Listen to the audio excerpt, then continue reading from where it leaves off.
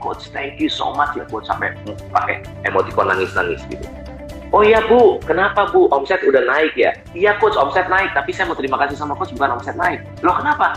Coach, baru Sabtu kemarin coach, di Grand Indonesia, suami saya tiba-tiba pegang tangan saya lagi coach. Wow nggak sih? Jadi sebelum di coaching berantem terus, udah lagi ngomongin cerai. Jadi kalau di coaching, bisnis coaching Gratio, itu orang nangis, orang berantem tuh kita udah biasa.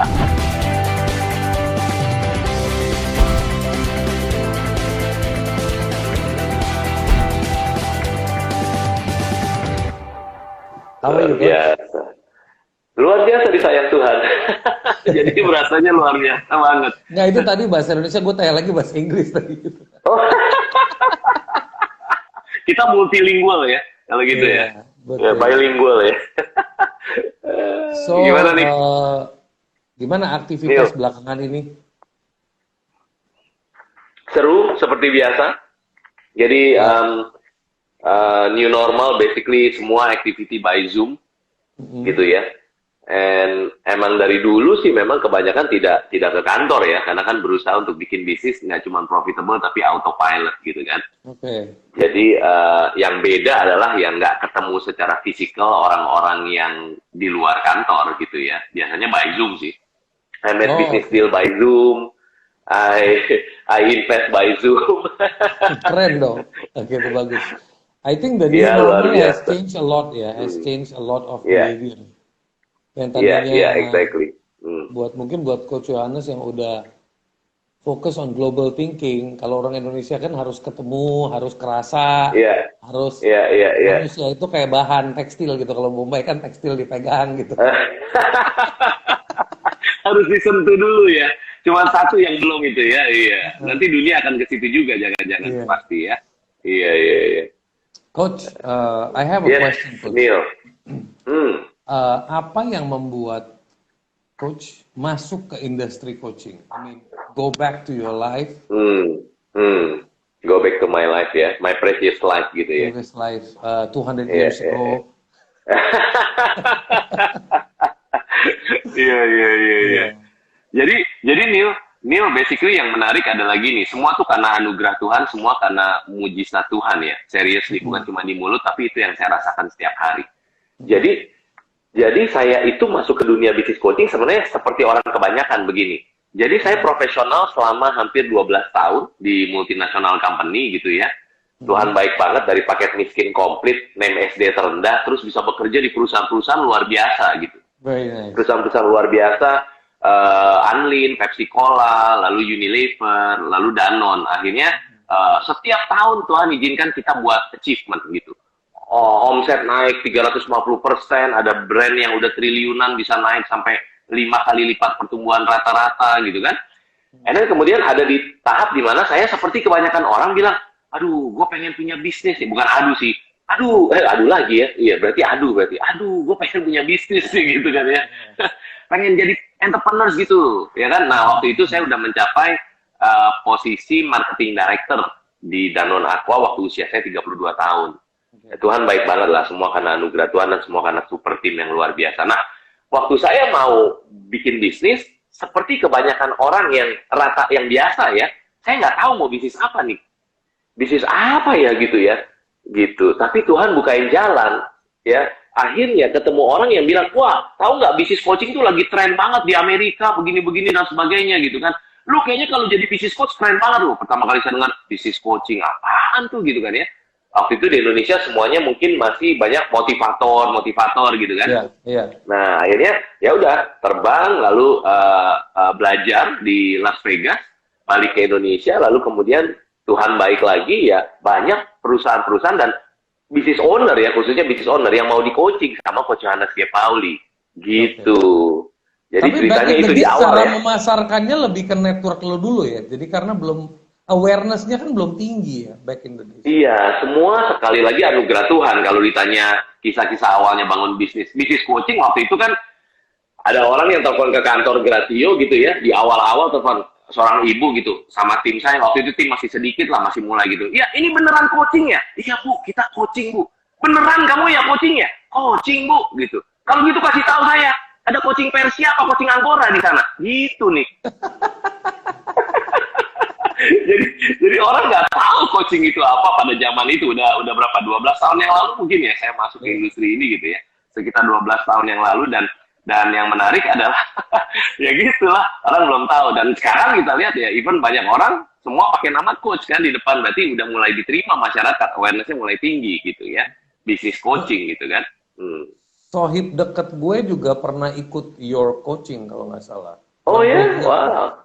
Yang namanya Sanjay yang punya restoran Komalas. Oh oke, great. Di coaching sama salah satu business coach di Gratio ya? Yes. Certified business coach di Gratio. But he said he was coached by you as well. Maybe not the whole year by you, but maybe mungkin ikut itu apa business workshop atau ikut entrepreneurs gathering mungkin gitu kan? Iya. Alright. Dari situ I heard a lot about you. And seperti you bilang, Tuhan itu baik sekali, so we met in the same group, bla bla bla. Iya. So, bro, mau tanya lagi nih. Dengan journey masuk ke industri coaching, what was your hardest challenge? Nah, itu seru tuh pertanyaannya tuh.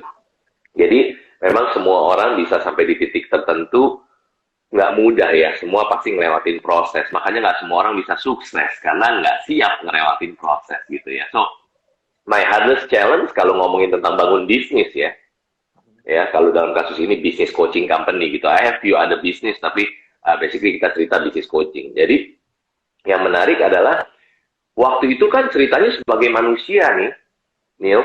Saya kan marketing director, Neil. Itu bisnis yang triliunan aja, boom, dalam setahun. Saya bisa ubah naiknya sampai 5 kali lipat pertumbuhan rata-rata, begitu kan? Wah, saya nggak sombong sih, tapi maksudnya sebagai manusia, wah, gue bangun bisnis mah bisa harusnya gitu. Ternyata nggak gampang. Makanya judul buku saya bukan Business is Fun, bukan Business is Easy kan?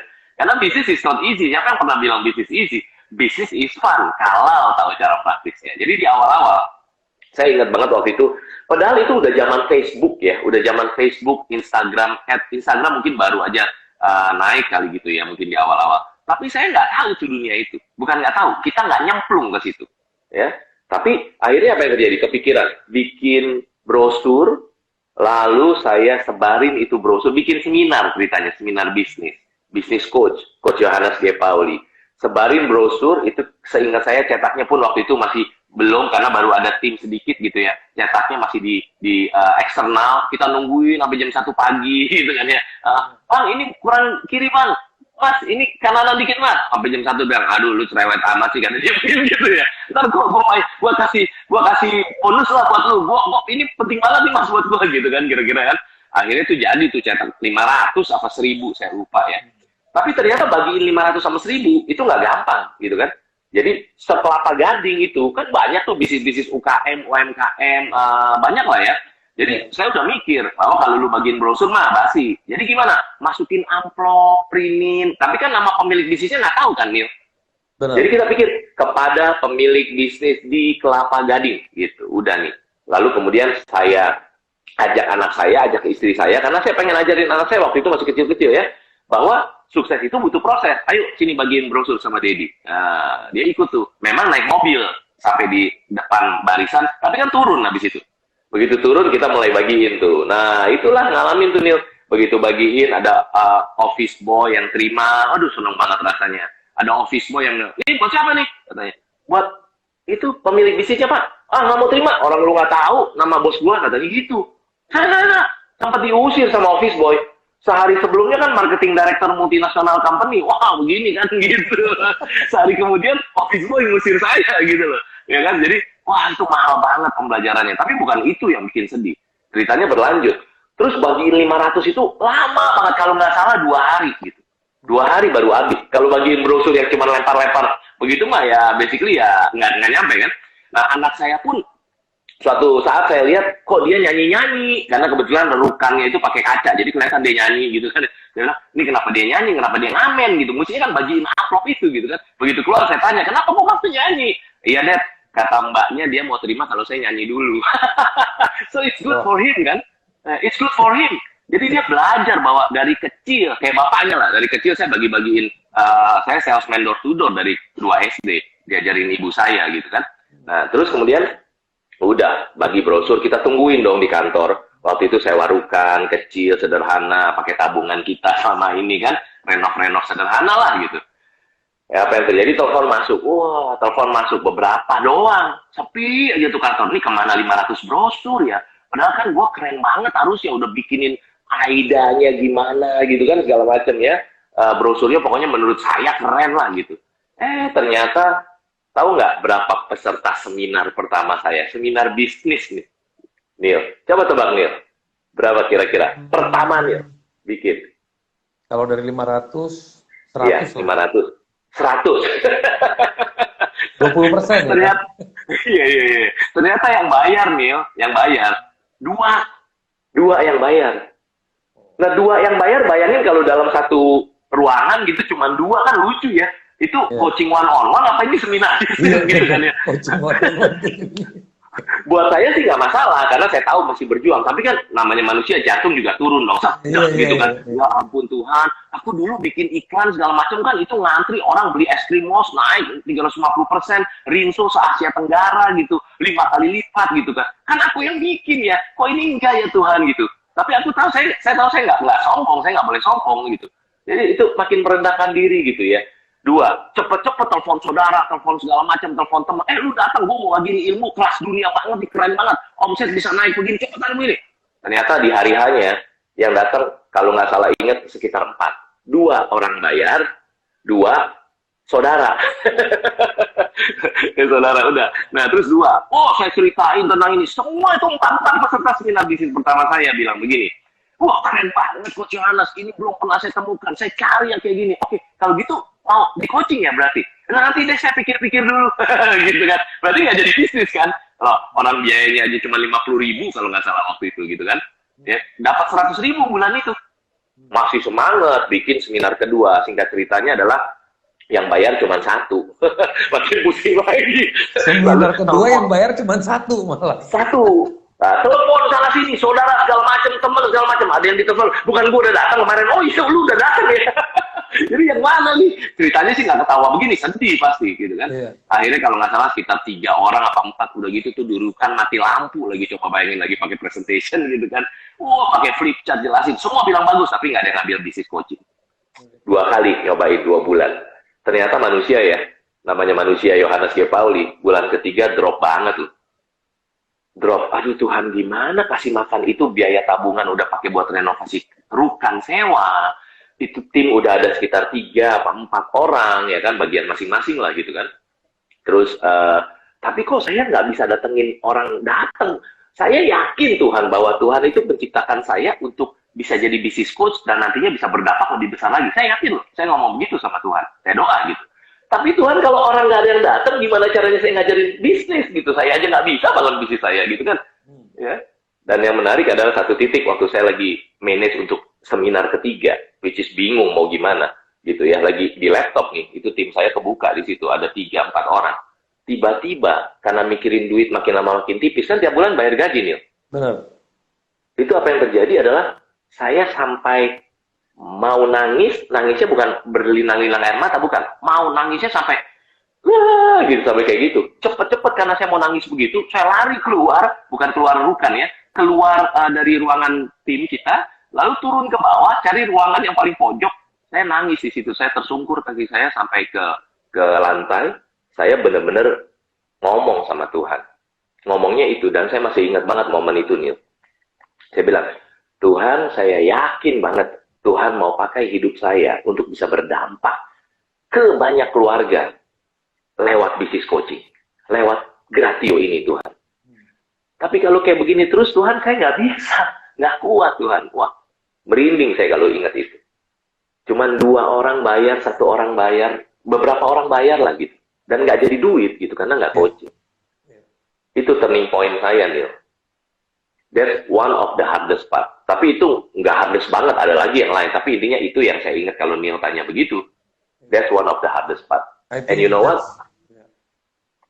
Ya, and you know what? Nangis banget di hadapan Tuhan. Tuhan itu denger loh. Gokil, Tuhan itu denger gitu. Dan dibalikin kayak telapak tangan sama Tuhan berikutnya. Bulan berikutnya kita bikin. Itu yang datang, kalau nggak salah ingat, 120 orang di klub Kelapa Gading, Glen Borung. Ambil program ngantri. Terus mulai Tuhan kirimin calon-calon bisnis coach ngantri. Jebret. Kita bikin program segala macam. Sampai sekarang, basically, kita juga baru mulai sampai sekarang. Udah sekitar hampir 10 tahun Gratio-nya. Kita ada di 8 kota, coachesnya puluhan, banyak banget, luar biasa dan very high caliber. Dan saya udah lama nggak coaching langsung klien. Jadi bisnis bisa jalan sendiri, menguntungkan, pertama profitable, kedua bisa jalan sendiri tanpa harus ada kita di dalamnya. Dan gimana nggak fun kalau bisnis profitable dan bisa jalan sendiri tanpa harus ada kita di dalamnya, gitu kan ya? Dan yang lebih dahsyat lagi, bisnis Gratio itu berdampak ke banyak family, bukan cuma ngomongin bisnis jadi duit naik, bukan. Itu yang buat saya grateful banget nih. Okay, gitu guys, ceritanya nih. Business is fun if you know how to do it, and to know how to do it, you need to work hard. And it's not fun to work hard, but you will have a fun life once you achieve it. Bicara mengenai work hard, Neil ya. Ada satu kalimat yang benar-benar menginspirasi saya sampai saat ini. Oke, it's about entrepreneurs, tentang entrepreneurs. Jadi buat Anda yang lagi nonton kita, yang lagi belajar sama-sama nih, saya juga lagi belajar. Satu yang membakar saya terus tentang entrepreneurs, tentang jadi pemilik bisnis adalah seorang entrepreneurs adalah orang yang mau hidupnya, ini bagian A dulu, nanti bagian B ya. Seorang entrepreneur adalah orang yang mau hidupnya bertahun-tahun seperti kebanyakan orang tidak mau. Tangkap dulu itu. Makanya banyak orang nggak tahan jadi entrepreneur. Karena hidupnya bertahun-tahun seperti kebanyakan orang tidak mau. Work hard, bangun lebih pagi, tidur lebih malam, Sabtu Minggu harus bayar harga, keluarga bayar harga waktu keluarga, hard eating sama tim, karyawan, hard eating tuh makan hati, ya sama customer, semuanya Anda jadi CEO tapi Chief Everything Officer, gitu kan? Ya. Tapi ada part B-nya untungnya.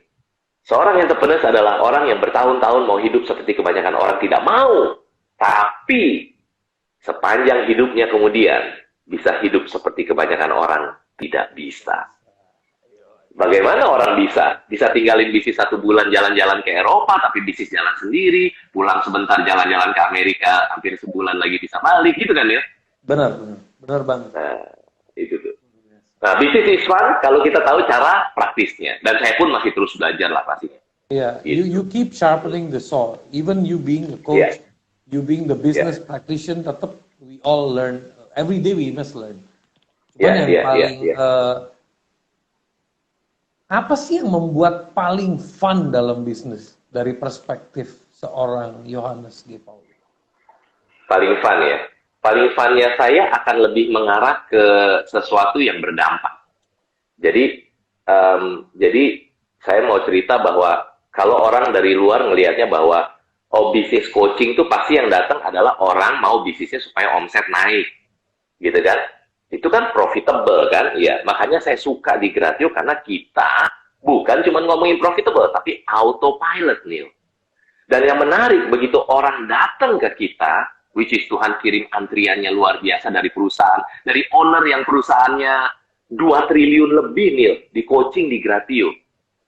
Lumayan kan, Neil, 2 triliun lebih, ownernya rendah hati sekali gitu kan, mau di coaching oleh certified business coach di Gratio, coba Pak, everybody needs a coach. Sampai yang perusahaan besar, menengah, kecil, sampai yang imut. Kemarin ada klien yang bilang, Coach, saya dibawa UMKM, Coach. Apa Pak? Gitu Pak, istilahnya. Bisnis imut, Coach. Loh, kok bisnis imut? Iya, harus 2 kaca pembesar, baru profitnya kelihatan. Punya coach loh di Gratio. Jadi, skalanya macam-macam. Macam-macam gitu. Nah, yang bikin fun, hati saya bergetar, adalah ternyata waktu kita coaching orang, itu yang datang bisa suami istri, gitu ya. Bisa family, bisa ada partneran sama-sama temen gitu ya. Tapi ternyata yang mahal buat saya dan buat setiap certified business coach dan super team di Gratio adalah kita bukan cuma bantu mereka supaya profit naik, omset naik, bukan. Yang paling mahal justru adalah contoh suami istri. Ada istri yang baru 3 bulan di coaching, program kita 2 tahun ya, sebulan sekali ketemu coachnya. Tahun pertama 1 tahun, baru 3 bulan di coaching. Istrinya WhatsApp ke coachnya, Coach, thank you so much ya Coach, sampai pakai emotikon nangis-nangis gitu. Oh iya Bu, kenapa Bu? Omset udah naik ya? Iya Coach, omset naik, tapi saya mau terima kasih sama Coach bukan omset naik. Loh kenapa? Coach, baru Sabtu kemarin Coach, di Grand Indonesia, suami saya tiba-tiba pegang tangan saya lagi Coach. Wow nggak sih? Jadi sebelum di coaching berantem terus, udah lagi ngomongin cerai. Jadi kalau di coaching, bisnis coaching Gratio, itu orang nangis, orang berantem tuh kita udah biasa. Gitu ya, udah nggak kaget lah gitu pokoknya ya. Nah, suami istri disatukan lagi nih, coba bayangin. Mahal nggak? Kalau, wah Tuhan itu lebih daripada... Itu dibayar berapa juga nggak ada value. Exactly. I agree, totally agree with you. Belum lagi family business. Ayah sama anak kan beda generasi. Ya, ayahnya datang jam 7, pulang jam 9 malam. Etos kerjanya begitu. Anaknya kan lulusan luar negeri, begitu balik. Datang jam 10, ya kan? Datang jam 10, bapaknya nanya, lu dari mana lu? Fitness dulu Pak. Oh, lu ke gym dulu. Lama amat, siang amat. Mensana incorpore sano, kata dia. Waduh, di tubuh yang sehat ada jiwa yang sehat. Jiwa lu sehat, jiwa gua tanda, kata bapaknya. Sampai tunjuk-tunjukkan di ruangan coaching. Anaknya drama lagi, papanya tunjuk begini anaknya. Saya nggak setuju sama papa. Waduh, berantem. Tapi untung Tuhan kasih hikmat sama kita gitu ya. Bisnis coach itu, karena value saya di Gratio bilang begini. Stop bicarain bisnis kalau ada life matters appears. Jadi stop ngomongin bisnis kalau ada soal kehidupan. Karena kehidupan jauh lebih mahal daripada bisnis. Kita bisnis coaching, practical bisnis coaching. Tapi lihat nih, family bisnis itu akhirnya di satu sesi yang itu, peluk-pelukan, nangis-nangisan. Anaknya sungkem minta maaf, bapaknya peluk anaknya. Mahal nggak nih bisa bikin family unity lagi? Dan pembelajaran saya adalah... In the process of coaching, banyak orang ke-trigger untuk realize I have been wrong all this time to my wife, to my son, and that is the expensive part. Expensive itu maksudnya dari sisi valuable, invaluable. Yeah. Bener. Belum lagi cerita ada klien kita yang begitu di sesi coaching dia bilang bahwa dia hampir bunuh diri karena bangun bisnis, tapi ngadapin KDRT dari suaminya. Wah, itu ceritanya juga satu cerita sendiri tuh Nil. Itu mahal banget Nil. Dia nangis luar biasa. Masa kita, Bu, sorry ya Bu, kita nggak ke soal suicidal Bu. Boleh kita ngomongin strategi bisnis lagi Bu? Kan nggak cocok. Nah, cuma kan kita kan bukan suicidal, anti-suicidal expert, bukan. Benar. Tapi Tuhan kasih hikmat. Tuhan kasih hikmat waktu itu. Ya, wah, ini cerita saya sendiri waktu saya coaching. Waktu saya bisnis coaching ke klien gitu. Tuhan seolah-olah taruh dalam hati saya, lu keluar deh dari ruangan itu. Bu, yuk kita keluar ya Bu. Keluar kita. Keluar. Ini nggak apa-apa nih cerita begini, panjang nih, saya pendekin lah ya. Keluar dari ruang coaching. Buka jas, ibunya nanya, mau kemana Coach? Ibu ikut saya aja, dalam hati. Gue juga nggak tahu Bu. Cuma pokoknya saya kayak Tuhan taruh di hati saya, lu keluar deh, ajak dia keluar. Keluar, kita kan Rukan masih sewa waktu itu. Ini cerita berapa 10 tahun yang lalu kali ya, hampir 10 tahun yang lalu. Keluar jalan kaki di belakang mall Kelapa Gading tuh yang namanya Arta Gading gitu, mall. Itu masih pagi itu, sesi pagi gitu, hampir jam 10 lah. Jalan kaki, terus jalan, terus saya juga bingung, dia mungkin percaya sama coachnya, mau diajak kemana abis gue cerita nangis bunuh diri, kenapa dia ajak gue keluar? Ada tukang teh botol lagi siap-siapin dia di belakang mall tuh, siap-siapin botol lah. Saya bilang, waduh di sini aja Bu. Mas, 2 Mas, tukang teh botol juga bingung nih, apaan nih 2 orang pagi-pagi gitu kan ya. Dikasih teh botol, minum gitu, kita minum, duduk di trotoar, di bawahnya kaki tukang teh botol, bayangin ya. Nggak ada yang nggak ngomong sama sekali. Saya minum, gue minum, dia minum. Di saya bilang, gue mesti apa lagi ya coachingnya. Kayak ada yang ngarahin lu ya, kayak ada yang ngarahin lu, tapi lu juga ya. Awesome. Ya ikut aja. Terus ibunya juga minum, dia bilang, gue percaya coach gue lagi mau diapain nih gue gitu kan. Padahal saya lagi bingung, gue ngapain lagi ya. Itu kan jam 10, mulai datanglah orang naik motor, turun, suami istri, istrinya salim, salim, salam ala muslim gitu kan, salim gitu. Terus ada lagi yang nganterin anak, bye-bye sama anaknya, ini SPG atau ini penjaga toko gitu kan, bye-bye anaknya, salim lagi gitu. Saya liatin itu aja, dia juga liatin itu. Tapi tiba-tiba kemudian dia bilang gini, wow, thank you so much coach, lu bener-bener luar biasa. Lu ajak gue ke sini, gue pikir dunia itu jahat semuanya. Karena kan dia mau bunuh diri gara-gara dunia itu jahat kan, karena dunianya dia jahat kesannya. KDRT dan sebagainya. Tapi waktu itu yang dilihat adalah ternyata dia bilang ini, indah banget ya. Gue pikir dunia itu jahat, tapi ternyata dunia tuh indah banget. Ada orang turun salim. Dia agamanya Katolik, saya Kristen. Tapi lihat Muslim yang salim, kita indah banget melihatnya gitu kan. Aduh coach, saya janji coach, saya tidak akan pernah bunuh diri lagi. Karena dia coba bunuh diri sampai 3 kali nih. Saya tidak akan pernah bunuh diri lagi, saya akan gedein 3 anak saya. Itu sampai luar biasa lah cerita. Ini cerita versi pendeknya nih, Neil. Tapi you know, gimana nggak fun? Fun dalam arti gimana nggak? Kalau fun yang arti duniawi kan adalah profitable, iya. Duit banyak, waktu bebas. Gimana nggak fun itu, betul ya? Benar. Tapi yang lebih fun dalam arti yang lebih spiritual lagi, seolah-olah hidup kita tuh dari waktu ke waktu tuh bermanfaat gitu loh. Buat keluarga-keluarga orang lain. Dan dampaknya sampai kayak gitu. Baru kemarin, bisnis workshop online, Neil. Ada ibu yang ngaku bilang gini, coach, saya kena banget sama ceritanya Johnny the Kway Teow Man. Tahu cerita Johnny the Kway Teow Man? Itu video sempat viral di... Iya. Itu kalau yang nonton ini belum nonton, searching deh, cari Johnny the Kway Teow Man. Ya, di Facebook tuh sampai 10 juta views, di 2 post gitu ya.